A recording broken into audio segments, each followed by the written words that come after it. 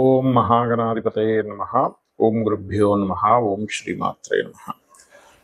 మనం ఈరోజు చాలామంది నన్ను అడుగుతున్న క్వశ్చన్ ఏంటంటే, మాకు ఏ రాశి వారితో అంటే ఇప్పుడు మీది ఫలానా నక్షత్రం అనుకోండి, ఉదాహరణకు అశ్విని నక్షత్రం, లేకపోతే మేష లగ్నము, వృషభ లగ్నము, మిథున లగ్నము ఉంది.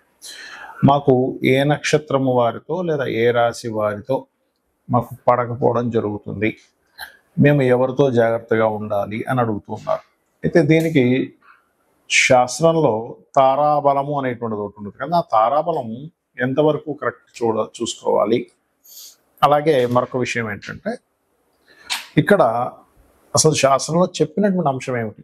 నక్షత్రపరంగా చూసుకోమని చెప్పారా, రాశిపరంగా చూసుకోమని చెప్పారా, లేకపోతే ఒక్కొక్క లగ్నానికి స్పెసిఫిక్గా కొన్ని విషయాలని చెప్పారా అనేటువంటి విషయాలు ఇప్పుడు మనం తెలుసుకుందాం. ఈ యొక్క విషయాలను నేను చెప్తున్నటువంటిది నేనైనప్పటికీ కూడా చెప్పేస్తున్న సాక్షాత్ లలిత అమ్మవారిగా భావిస్తూ తెలుసుకుందాం. ఇక్కడ ఏంటంటే, ఇప్పుడు మనం చెప్పుకున్నటువంటి అంశాలు ఏవైతే ఉన్నాయో దీనికి కొన్ని పారామీటర్స్ తీసుకోవాలి, గుర్తుపెట్టుకోండి ఇప్పుడు కూడా. ఏమిటిది అంటే, మనం ఇప్పుడు మీ లగ్నం ఫలానా అయితే ఈ అధిపతి గనక ఈ సంబంధంలో ఉంటే ఈ కారకత్వం వాళ్ళతో అని చెప్పాం. అది ఫ్రెండ్సా రిలేటివ్స్ అనేటువంటిది. మొట్టమొదటిగా ఏంటంటే, ఆ యొక్క మహాదశ మీకు వస్తుందా లేదా తెలుసుకోవాలి. ఆ మహాదశ లేకుండా మీకు ఎప్పుడు కూడా వాళ్ళ ద్వారా ఇబ్బంది రాదు, గుర్తుపెట్టుకోండి. అది ఇబ్బంది కానివ్వండి, ఒక యోగం కానివ్వండి, కలిసి రావడం కూడా అలాగే ఉంటుంది. అంటే కొంతమంది కొన్ని కోట్లు కలిసి రావాలి. ఉదాహరణకి చూస్తుంటాం మనం ప్రపంచంలో, ఏమంటే ఇతనికి చేయడం వల్ల చాలా బాగా కలిసి వచ్చేసిందండి, దానికి కూడా మహాదశ రావాలి.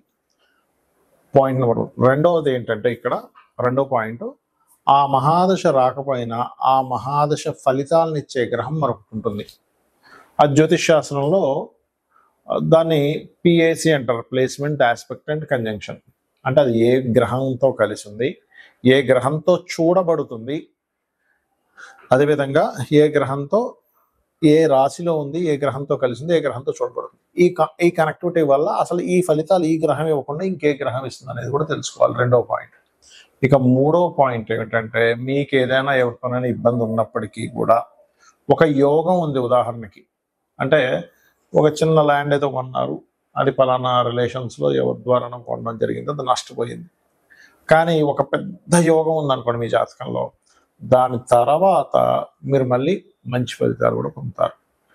ఇక నాలుగో పాయింట్ ఏంటంటే, ఒక్కొక్కసారి మనకి జాతక చక్రంలో విపరీత రాజయోగాలు, నీచభంగ రాజయోగాలు అనుకుని ఉంటాయి. ఆ యోగాల వల్ల ఏమిటంటే, ప్రధానంగా మీరు గనక ఎప్పుడైనా సరే గుర్తుపెట్టుకోండి, ఈ యోగాల్లో ఒక్కొక్కసారి ఏమవుతుంది, మీకు మొదట్లో చిన్న ఇబ్బంది ఇచ్చినట్టుగానే ఉంటాయి కొన్ని విషయాలు. అబ్బాయి ఏమిటండి నాకు జాబ్ పోయిందని కొంతమంది బాధపడుతుంది. దాని తర్వాత ఏదో చిన్న బిజినెస్ స్టార్ట్ చేసి అలా కోట్లలోకి వెళ్ళిపోతారు. లేదా ఒక్కోసారి ఏమిటండి, ఉన్న ఇల్లు అమ్మేసుకోవాల్సి వచ్చింది, లేకపోతే ఉన్న ఇల్లు ఖాళీ చేసామన్నాడు ఓనర్, సడన్గా మంచి ప్లేస్లో ఉందనుకుంటే ఖాళీ చేసామన్నాడు అనుకుంటే, ఇంకో దగ్గరికి వెళ్ళినప్పుడు అది ఆటోమేటిక్గా మంచి ఇల్లు అవుతుంది, దాన్ని మీరు కొనుక్కునే స్టేజ్ కూడా వెళ్ళిపోతారు. అలాగే ఒక్కొక్కసారి అయ్యో నేను వాళ్ళు వెళ్ళాల్సింది మిస్ అయిపోయిందండి, వెళ్తే మంచి ఇది దొరుకును అనుకుంటాం, కానీ ఒక్కొక్కసారి మిస్ అవ్వడమే మంచిది అవుతుంది. అలాగ ఒక్కొక్కసారి మనకి జన్మజాతకంలో ఒక నెగటివ్ జరిగినట్టుగా అనిపించి పాజిటివ్ జరుగుతాయి. ఇవన్నీ కూడా ఒక విపరీత రాజయోగాలు, నీచభంగ రాజయోగాలు ఉన్నప్పుడు జరుగుతాయి. ఇది మీరు గుర్తించాలి. అంటే మనం ఎప్పుడైనా మన లైఫ్లో ఒక సంఘటన జరిగినప్పుడు వెంటనే దానికి మనం డిప్రెస్ అయిపోకుండా, ఓకే ఇది ఒక విపరీత రాజయోగం, నీచభంగ రాజయోగంలో ఉండేటువంటి ఒక స్టెప్ ఇలాగా ఉంటుంది. ఒక్కొక్కసారి మనకి బాగా దేవతా అనుగ్రహాలు కనుక మనకు ఉన్నప్పుడు ముందుగానే హింట్ కూడా ఇస్తుంది. మనం ఏదైనా ప్రారంభించేటప్పుడు ప్రకృతిలో ఎలా అంటే, బయలుదేరదాం అనుకున్నప్పుడు ఏదో ఆటంకం రావడం, ఫోన్ చేస్తున్న వాళ్ళు లిఫ్ట్ చేయకపోవడం, లేకపోతే పదే వద్దు అనేటువంటి సంకేతాలు మనకి బోర్డు రూపంలో కానివ్వండి, ప్రయాణం రూపంలో కానివ్వండి, లేకపోతే రకరకాల మాధ్యమాల ద్వారా మనకి ఎప్పుడు ఇంట్లో వాళ్ళు ఆపడం, ఇవన్నీ ఎక్కువగా జరుగుతున్నాయంటే కూడా మనం ఆ పని చేయడం ద్వారా ఇబ్బంది పడతాము అనే విషయాన్ని మనం అర్థం చేసుకోవాలి. అయితే ఇక్కడ మీరు ఎటువంటి వారితో ఇబ్బంది పడుతున్నా, ఉదాహరణకి మనకి రిలేషన్స్ చాలా ఉంటాయి, లేదా మనము చెప్పుకున్నటువంటి ఏదైతే మనం మొదట్లో చెప్పుకున్నటువంటి వాటిలో ఏవైతే మనం ఇబ్బంది పడుతున్నా ఒకటే గుర్తుపెట్టుకోవాలి, మీకు ఏ గ్రహం ద్వారా ఇబ్బంది వచ్చిందో ఆ గ్రహానికి దానము, ఆ గ్రహ సంబంధించిన ఇది. అంటే చిన్న ఎగ్జాంపుల్, ఒక చంద్రుడి ద్వారా వచ్చింది, బియ్యము దానం ఇవ్వడం, తెలుపు రంగు వస్త్రం. లేదండి ఇంకా నేను ఇంకేమైనా చేయగలనా, మెడిటేషన్ చేసుకోవడం, లేదు గోసేవ చేయడం, లేదంటే నా దగ్గర బోల్డ్ డబ్బులు ఉన్నాయి నేను ఇంకేదైనా పెద్దగా చేస్తాను అనుకున్నప్పుడు అన్నదానం చేయడం, లేనట్లయితే ఏదైనా ఒక అమ్మవారికి సంబంధించిన హోమం చేసుకోవడం. అంటే ఏమిటి, మీ యొక్క సమస్య తీవ్రతని బట్టి మీరు ఎప్పుడు కూడా పరిహారం చేసుకోవాలి, గుర్తుపెట్టుకోండి. ఎందుకంటే ఒక్కొక్కసారి చిన్న టాబ్లెట్ ఇచ్చి క్లియర్ అయిపోయేది ఉంటుంది సమస్య, ఆరోగ్య సమస్య. కానీ ఒక్కొక్కసారి ఇంజెక్షన్ ఇవ్వాల్సి వస్తుంది, 2 రోజులు హాస్పిటల్లో జాయిన్ అవ్వాల్సి వస్తుంది, మరొకసారి ఆ వ్యక్తికి అన్ని టెస్టులు చేసి ఆపరేషన్ కూడా చేయాల్సి వస్తుంది. అంతే కదండి, సైంటిఫిక్గా మనం చూసుకుంటే. అలాగే ఒక్కొక్కసారి ఏమవుతుందంటే చాలా చిన్న చిన్న వాటితో ఈ కలియుగం అంటారు దీన్ని, నామస్మరణ చేత కూడా మనం బయటపడవచ్చు. ఇది ముందు గుర్తుపెట్టుకోవాలి. సమస్య వచ్చింది, సమస్య గురించి భయపడాల్సిన పని లేదు. సమస్యకి పరిష్కారం వెతకడమే సమస్యని జయించడం. శ్రీమాత్రే నమః. ముందుగా మేషలగ్నము లేదా మేషరాశి. చాలా మంది ఏమిటంటే ఈ విషయంలో అంటే ఎవరితో నాకు సమస్య వస్తుందనే విషయంలో తారాబలాలు చూసుకుంటారంటే అలాగా జన్మతార, సంపత్తార, విపత్తార, ప్రత్యత్తార, నైదంతార, సాధంతార, క్షేమతార, ఇలా రకరకాలు ఉంటాయి. అయితే ఇక్కడ మీ యొక్క తారకి అవతల వాళ్ళ యొక్క తారకి పడకపోతే మాకు వాళ్ళకి పడదేమో అనుకుంటారు. అది పూర్తిగా రాంగ్ కాన్సెప్ట్. అది కేవలం తారాబలం అనేటువంటిది మీరు ముహూర్తం పెట్టుకున్న రోజుకి మీరు చేస్తున్నటువంటి పనికి సంబంధం ఉన్నటువంటిది తారాబలం చూసుకోవాలి. అర్థమైందండి?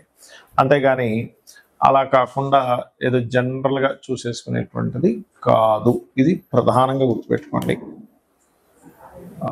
అంటే మనిషికి తారాబలాలు చూడకూడదు ఎప్పుడు కూడా. అది చాలా మంది తెలియక మ్యారేజ్ మ్యాచింగ్స్లో కూడా వాడుతున్నారు. ఇది కాదు. ఇక అసలు ముందుగా మేషలగ్నం తీసుకుందాం. మేషలగ్నం లేదా అశ్విని, భరణి, కృతికా నక్షత్రాల్లో పుట్టారు. అసలు అవతల వాళ్ళతో మీకు అసలు సమస్య ఎందుకు వస్తుంది? పూర్వజన్మ కర్మ వల్ల వస్తుంది, గుర్తుపెట్టుకోండి. మీకు అంటే మీ జన్మజాతకంలో బుధగ్రహం పూర్వజన్మ కర్మకారకుడు అవుతాడు. బుధుడు, శని.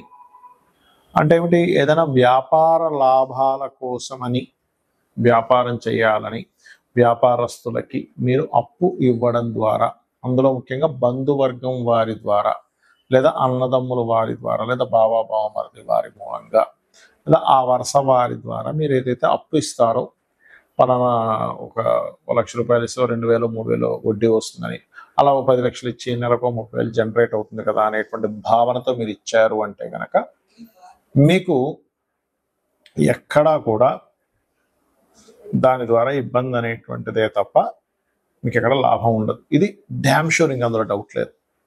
అయితే ఇందులో మీకు ఏ గ్రహం అయితే పాడైందో ఇది గుర్తుపెట్టుకోండి.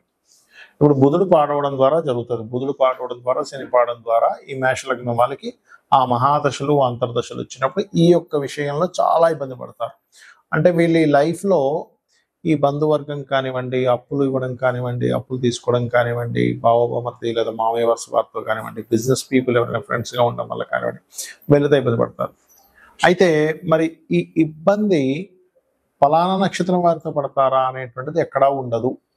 ఎందుకంటే కేవలం ఏదో జస్ట్ కొంతవరకు ఏది ఈ వ్యక్తికి నాకు అశ్విని నక్షత్రం అంటే 3వ తార, కృతికా నక్షత్రం వారికి మాకు పడదు కదండి, కాబట్టి అది కాకపోతే భరణి నక్షత్రం సంపత్తార కాబట్టి బాగుంటుంది అనుకుని ఉంటారు. కానీ అది కాదు, గుర్తుపెట్టుకోండి. ఎందుకంటే ఎప్పుడు కూడా